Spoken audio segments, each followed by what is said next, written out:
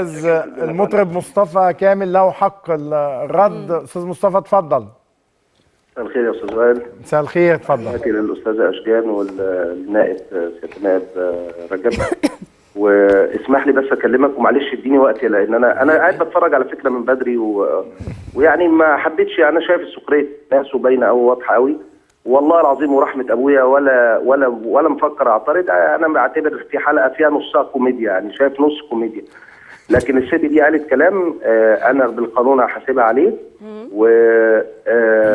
وقالت حاجات عني كذب.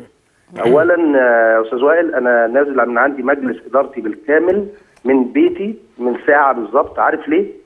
لان صدر بيان عن احمد رمضان انه شطب حمزه نمره، والموضوع ده المني جدا، لان انا ما كنتش احب النقابه تدخل في الجو ده، واعتذرت وقلت ان الكلام ده كلام انا بأدين، وجبت مجلسي بالكامل واصدرنا بيان النهارده بكامل المجلس. حتى احمد رمضان نفسه اجبر على الاعتذار داخل البيان عشان نقول ان الفنان الشاطر والفنان المحترم لازم نديله حقه، وما رضيتش ابدا عن رفضه وعلى شطبه. الاستاذه اللي قاعده معاك، انا ساعه شطبها كنت في هولندا يا ميا. انا مش ماضي على قرار شطبها، ولكني بصمت من هولندا لما كلموني، بصمت بالعشرة من هولندا وقلت لهم اعتبروني موقع معاكم. يعني انا لغايه دلوقتي قرار الشطب بتاعها انا مش ماضي عليه. اولا هي بتقول لك انا صديق المستشار مرتضى منصور، ده مش انا اللي قلت يا استاذ مصطفى، مش انا اللي قلت. خلي بالك ما تجيبش بقى الاستاذ مرتضى منصور مداخله مع استاذ محمد الغيطي من ان احنا اسمه يتقال في الحلقه دي. يا استاذ مصطفى اللي قال في مداخله عند استاذ محمد الغيطي استاذ ايمان البحر درويش، مش انا. ادخل في الموضوع، ادخل في الموضوع. في بيتي من غير اي سبب، يعني احنا قاعدين انا واولادي بنتفرج، وعلى ان انا بحب وائل الابراشي وبحب برنامج وائل الابراشي، الله يخليه، وقاعدين بنتفرج. انت وترتي بيتي بدون اي لازمه، لان انا ما كنتش احب سيرتي تيجي على لسانك خالص يعني.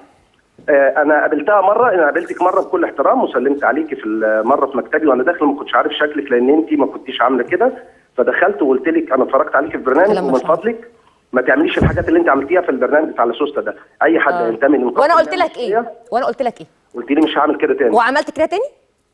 انت عملتي اوسخ من اللي هو اوسخ ايه؟ لا خلينا نستخدم اسوأ. استاذ مصطفى خلينا نستخدم تعبير اسوأ من كده. انا قعدت 4 شهور فاتحه القناه، ما قفلتهاش ليه؟ ما شطبتنيش ليه؟ انا ورحمه ابويا يا استاذ وائل اقسم بيمين الله، اقسم بالله اقسم بالله اقسم بالله، انا ما كنت بتفرج على قناتها دي ولا اعرفها غير من اول ما ابتدوا ناس يفرجوني على كليبات في شهر 4.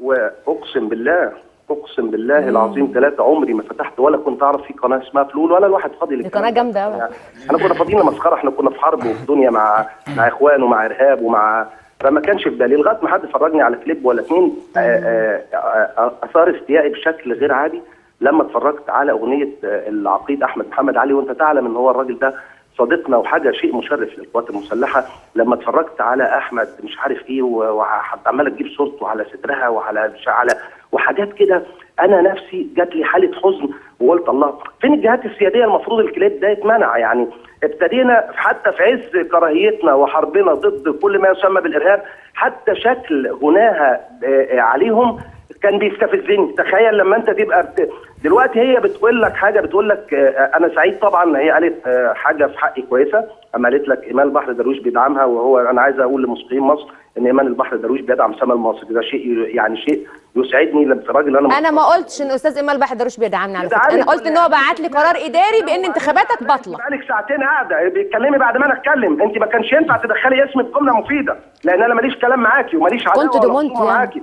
انا راجل ادير نقابه فيها عظماء الفن اللي توفوا واللي احياء دلوقتي، احنا بندير نقابه فيها هاني شاكر ومحمد منير وعمرو دياب وكل الناس دي. بقول لك يا استاذ وائل اقسم كنت تشطبني اول ما جيت بقيت نقيب. اقسم بالله انا من كام كليب اللي انا ماليش تحفظ عليها خالص، يعني هي فنانه زي اللي موجودين بعيوبها بمميزاتها الله يسهلها، مش يعني مش قصتي، ولكن انا كنت في فتره من الفترات لما بتفرج على الكليبات بتاعها بحزن ان هي متخيله ان هي كده سلعه كمان قابله للمحبه. ده عمر الفن ما كان كده. حتى الرقص الشرقي اللي احنا كلهم زميلاتنا، نالوسي حضرتك شفتهم في افراح اخواتي، حتى فيفي ما بتعملش الكلام ده، ولا لوسي بتعمل، ولا دينا، ولا سوفينار الجديده بنت جميله بترقص، انما احمد يا عمر وشقاوي وجو القوات المسلحه تحطه على صدرها حاجه يعني. صوره مين اللي حطه على صدرها؟ بتقول اي كلام. فكنت اقول ايه، انا ماليش دعوه، يعني انا ماليش دعوه، سلعه موجوده معرضه للمكسب وللخساره. ما انت عندك كتير في النقابه، هو انا بس انت عندك كتير في النقابه، ما تروح تشوف اللبنانيات اللي بتجيبهم عندك يعملوا اغاني. انا مش هدخل معاكي في يبقى احسن برضه. دخل معاكي في احمد رمضان، انا مش شبه الكلام ده، يبقى احسن. وما احبش طريقه اللي انت اتكلمتي بيها مع اي حد. انا بكلمك بموضوعيه، اقسم لك بالله انا لما كلموني على قرار شطبي كنت انا مستاء يا استاذ وائل، ورحمه ابويا ما بكذب عليك، انا كنت مستاء من كليباتها، لكنها بقول ماليش دعوه، يعني ما احبش اقطع رزق احد.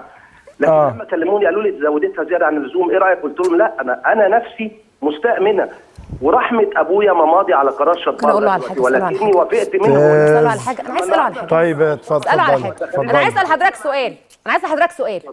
انا كنت بعمل اغاني بتاعه البرادعي وبتاعه ابو اسماعيل، الحاجات اللي انت بتقول فيها اسفاف والحاجات دي. مش مصدقه ليه؟ ورحمه ابويا ما شفتي. طب استناني، ما انا هقول لك. انت عندك دلوقتي عضوه في النقابه بتعمل الاغاني دي، وكانت نازله على النت قبل ما القناه تتفتح. رحت انا حفله في الساحل اللي كان عليها مساله الفلوس اللي انت عارفها، ماشي؟ مشكله الفلوس، حلو. اما جيت لك بقى انت ما كنتش عارف انا بغني ايه؟ في عضوه عندك مش بتاخد منها فلوس للنقابه، مش عارف بتدفع مصاريف بتاع كل سنه للنقابه، تجديد الكارنيه، مش عارف هي بتغني بتقول ايه؟ مش عارف هي رايحه الحفله تقول ايه؟ انا مش عارف يا مدام، انا عندي اكتر من 24,000 عضو، في اعضاء كثيره في بلاد. انا لما قالوا لك هتتشطب يا استاذ مصطفى ما قلتش ليه هتحقق معايا؟ ما بعتليش ليه تحقق معايا؟ مش من حقي؟ مش محتاج يتحقق معاك. يعني ايه مش محتاج يتحقق؟ انت مش محتاج يتحقق، ده قانون نقابه، لازم تبعت لي يتحقق معايا. يعني اللي يتفرج على كليباتك ياخد فيك قرار نيابه، مش قرار نقابه. ياخد فيها 6 اشهر. يعني ياخد فيك قرار نيابه باللي انت بتعمليه ده. ايوه ده كتير قوي ده. طب ابقى شوف اللبنانيات بيعملوا ايه وبعدين بتكلم معاك. الشق طبعا انا مستاء جدا يا سما ان ادخل معاك في حديث. انا سامحيني، يعني اكثر حاجه مزعلاني دلوقتي ان انا ادخل معاك في كده. ليه؟ نتكلم في القضيه السياسيه بقى. حرين يروحوا يتناقشوا مع بعض في قضايا الفن والنقابه. خلي بالك انت نازل انتخابات انت كمان يا استاذ مصطفى. معلش، لا انا مصطفى كامل، انا بتاريخي، انا غنيه مع هاني شاكر ومحمد فؤاد وعمرو دياب ومحمد منير. تسلم الايادي، كفايه تسلم الايادي. لا يعني هي عارفه ولا انا كمان قلت قابلتك عند جامع مصطفى محمود؟ لا ما قلتنيش قابلتني في ميدان لبنان. يا استاذ لما نيجي نتكلم سياسيا اكيد الحلقه انا عارفك انت بتبقى قاصد حاجه ايه تلطف بيها على انا بعتبر فقره السما دلوقتي كنا نتكلم في مجلس الشعب. هل انت تعقل ان تجلس المستشاره تهاني الجبالي جنب سما المصري في البرلمان؟ انا اسالك وعايز ضحكتك اللي انا عارفها بقى. انا اكيد على فكره المستشاره تهاني الجبالي حبيبتي جدا وانا بحبها قوي، بس ما توقعناش في بعض. بس ما انا عارف هي يعني انت يعني الكلام ده كلام، انا بقول لك عيب يا سما، ومن فضلك لما تيجي تتكلمي على حد ما اسالكيش، انا حتى لو كان دوري اداري في النقابه انا ما اسالكيش في حاجه، فعيب لما تقحمي اسمك مع اسمي، وانا ده شيء لا يشرفني اساسا. فمن فضلك القلوب عند بعضها يا استاذ مصطفى. انت قللت الادب على فكره. وانت كمان. طيب بس استاذ مصطفى كامل لما هو يقول ما تشرفنيش انا اقول له انت. استاذ مصطفى كامل الف شكر. استاذه بسمه من